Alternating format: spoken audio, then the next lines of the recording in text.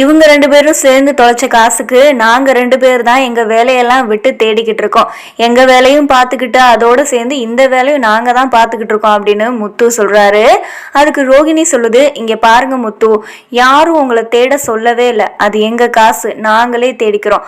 அது மட்டும் இல்லாம உங்க வேலையெல்லாம் விட்டுட்டு அவ்வளோ கஷ்டப்பட்டு நீங்க தேடி தரணும்னு அவசியம் கிடையாது. எங்க காசு தானே, நாங்களே தேடிக்கிறோம் அப்படின்னு ரோகிணி சொல்லுது. அதுக்கு அருணாச்சலம் சொல்றாரு, இங்க பாருமா ரோகிணி, யாரு தேடினாதான் என்ன அப்படின்னு அருணாச்சலம் சொல்றாரு.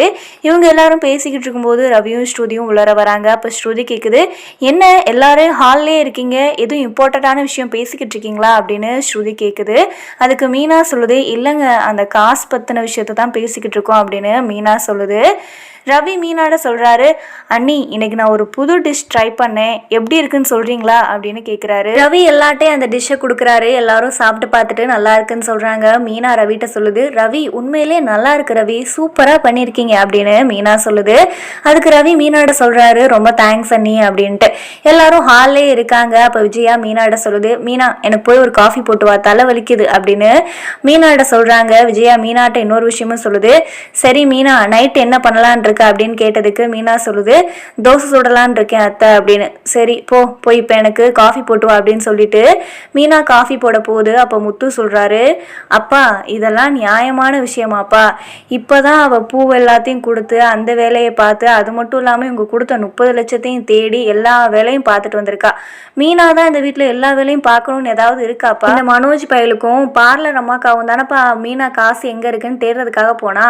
அப்போ பார்லர் அம்மா நைட்டு தோசை சுடட்டும், மீனா இப்போ காஃபி போடட்டும், எல்லா வேலையும் மீனாவே பார்த்தா எப்படிப்பா அப்படின்னு முத்து சொல்றாரு. அதுக்கு மீனா முத்துட சொல்லுது, ஏங்க சும்மா இருங்க தயவு செஞ்சு அப்படின்னு மீனா சொல்லுது. அதுக்கு விஜயா சொல்லுது, ஏன் மீனா இதுக்கு தானே நீ நான் ஆசைப்பட்ட, அப்புறம் என்ன அவனை சும்மா இருன்னு சொல்ற அப்படின்னு விஜயா சொல்லுது. அதுக்கு மீனா விஜயாட்ட சொல்லுது, இங்க பாருங்க அத்தை, நான் யாரையும் வேலை பாருங்க அப்படின்னு நான் சொல்லவே கிடையாது.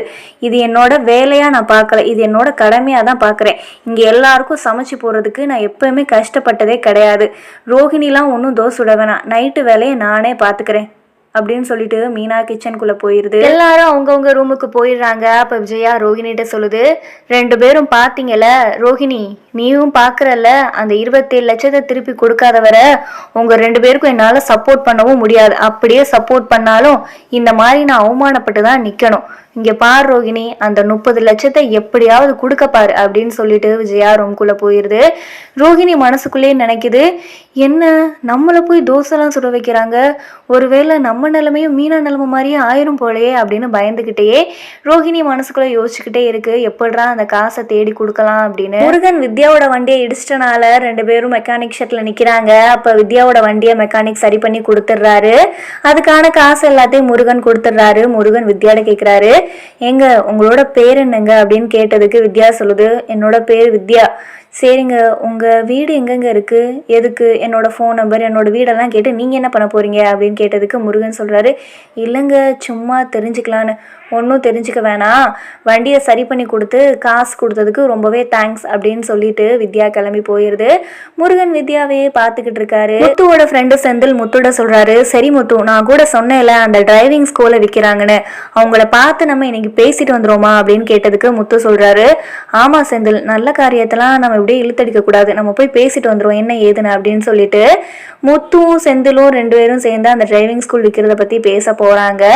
அப்போ அங்கே ஒருத்தர் இருக்காரு. அப்போ எல்லா விஷயத்தையும் கேட்குறாங்க, இந்த மாதிரி நாங்கள் இந்த ஸ்கூலை வாங்கலான் இருக்கோம் சார், அதுக்கான காசு எவ்வளோ வரும் அப்படின்னு சொன்னதுக்கு அவர் ஒரு அமௌண்ட்டு லட்சத்தில் சொல்கிறாரு. சொன்ன உடனே முத்து சொல்கிறாரு, என்ன சார் இவ்வளோ அமௌண்ட்டு சொல்கிறீங்க, கொஞ்சம் கம்மி பண்ணி ஏதாவது கொடுக்கலாம்ல சார் அப்படின்னு சொன்னதுக்கு அவர் சொல்கிறாரு, இல்லைங்க இதுவே செந்தில் தெரிஞ்சனால தான் நானே இந்த அமௌண்ட்டை கம்மியாக சொல்கிறேன், இதுக்கு மேலேயுமே அதிகமாக தான் ஆகும், உங்களுக்கு வேணும்னா ஓகே பண்ணிக்கோங்க, இல்லைனா இன்னொரு பாட்டி என்கிட்ட கேட்டுக்கிட்டே தான் இருக்காங்க, செந்தில் எனக்கு தெரிஞ்ச பையன்றனால தான் நான் உங்களுக்கு கொடுக்கலான் இருக்கேன் அப்படின்னு சொன்னதுக்கு முத்து சொல்கிறாரு, ஐயோ சார் இங்கே யார்ட்டையும் கொடுக்க வேணாம், நாங்களே ஒரு 2-3 நாளில் கன்ஃபார்ம் பண்ணி என்ன ஏதுன்னு சொல்லிடுறோம் அப்படின்னு சொன்னதுக்கு அவர் சொல்கிறாரு, சரி 2 பேரும் சேர்ந்து என்னன்னு ஒரு முடிவை சொல்லுங்கள் அப்படின்னு சொல்லிட்டு அவர் போயிடுறாரு. முத்துவும் செந்திலும் யோசிக்கிறாங்க, எப்படி அந்த அமௌண்ட்டை ரெடி பண்ணலாம், எப்படி அந்த ஸ்கூலை வாங்கலான்னு யோசிச்சுக்கிட்டு இருக்காங்க.